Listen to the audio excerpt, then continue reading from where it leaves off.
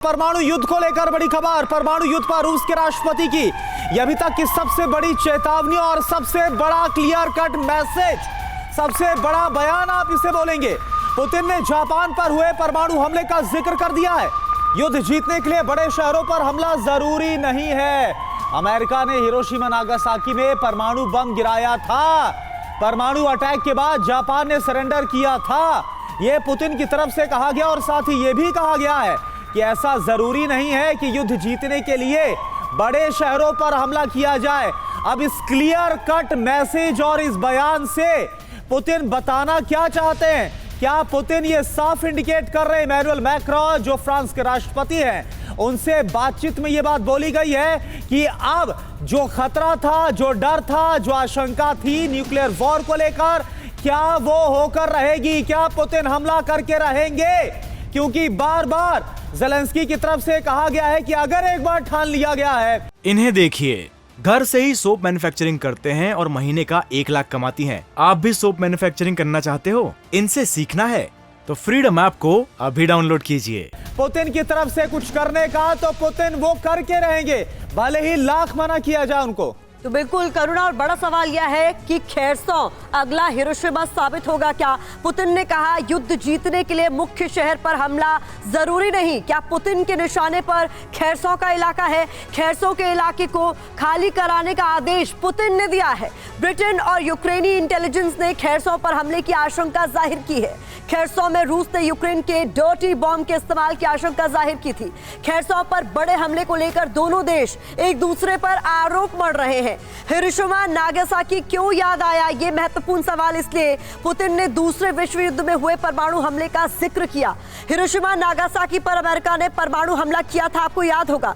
6 अगस्त 1945 की सुबह जापान के हिरोशिमा पर परमाणु बम गिराया गया था। 9 अगस्त 1945 को नागासाकी पर न्यूक्लियर बम गिराया गया। हमले में 3,50,000 से ज्यादा लोग मारे गए थे और उसका प्रकोप कई सालों तक देखा गया।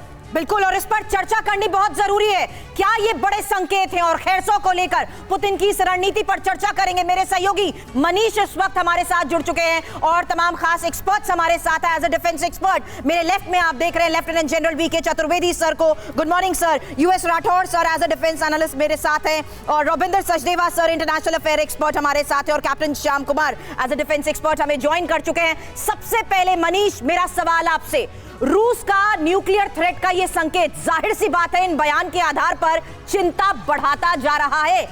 सबसे बड़ा सवाल, शुरुआत होगी कहां से और खेरसों को लेकर क्यों महत्वपूर्ण ये बड़ा टारगेट कर रहे हैं?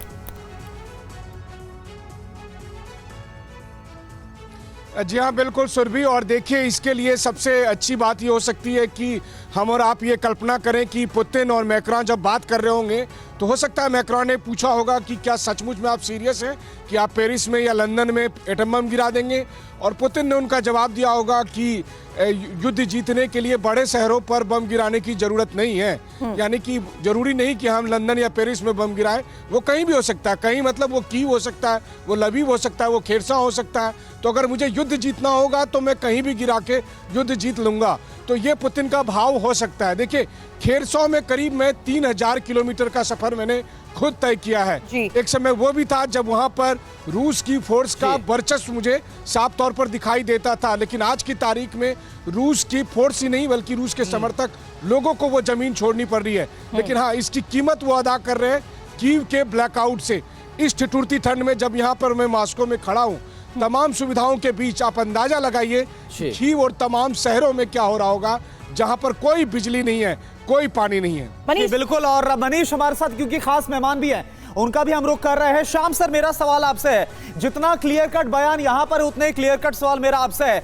8 महीने की जंग में पहली बार बोल रहे हैं पुतिन, हिरोशिमा नागासाकी 1945 याद आ रहा है। अब यहां से क्या बोलना चाहते हैं? क्या बड़ा मैसेज पूरी दुनिया को दे रहे हैं पुतिन? देखिए, एक के बाद एक लगातार ये जो क्रीमिया का ब्लास्ट, नॉर्थ स्ट्रीम का ब्लास्ट, उसके बाद ये ड्रोन्स का अटैक उनके क्रीमिया के बंदरगाहों पे, ये सब जो है एक तरह से पोस्चरिंग का एक तरीका होता है जहां तक न्यूक्लियर वॉर की बात करें तो प्रेसिडेंट पुतिन एक केजीपी के चीफ रह चुके हैं, बहुत शातिर स्टेट्समैन है और बहुत दिनों का एक्सपीरियंस है उनको। वो जब भी बोलते हैं तो डाइवर्जनरी फ्लैंक्स लेके बोलते हैं और दुनिया को पूरी तरह से डाइवर्जनरी फ्लैंक्स में रखते हैं। सर, इस पोस्चरिंग को महज पोस्चरिंग ना समझा जाए, इसलिए एयर स्ट्राइक करने से पहले राठौर सर, इस पर आपसे बातचीत भी जरूर करूंगी, पुतिन सामने आए ये कहते हुए कि मेरी किसी बात को ब्लफ ना समझा जाए। दूसरी बड़ी बात यहां पर पुतिन की तरफ से ये कही गई थी उस यूएस को टारगेट करते हुए कि ये वो वेस्ट है जिसके खुद के हाथ खून से सने हुए हैं। यानी आज हिरोशिमा नागासाकी का नाम लिया है, लेकिन इसको लेकर पहले ही पुतिन की तरफ से बयान दिया जा चुका था। इन्हें देखिए, घर से ही सोप मैन्युफैक्चरिंग करते हैं और महीने का 1 लाख कमाती हैं। आप भी सोप मैन्युफैक्चरिंग करना चाहते हो? इनसे सीखना है तो फ्रीडम ऐप को अभी डाउनलोड कीजिए।